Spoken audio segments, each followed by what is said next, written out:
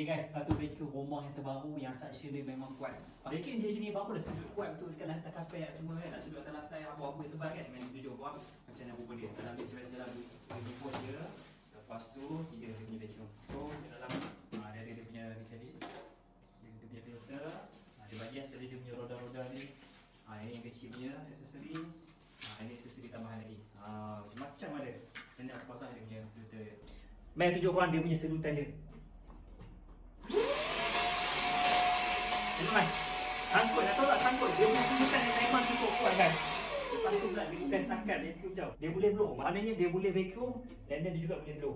Kalau letak kat atas ni dia mesti dah. Dan ni boleh blow. Memang mantap. Boleh sedut, boleh blow, basah boleh, kering boleh pakai vacuum ni. Lepas tu pula dia memang beringat. Dan seorang nak vacuum rumah pun memang senang. So siapa yang nak beli, klik bawah sana, boleh dapatkan harga memang cukup murah. Memang terbaik vacuum ni. Okay? Selamat beli. Padu.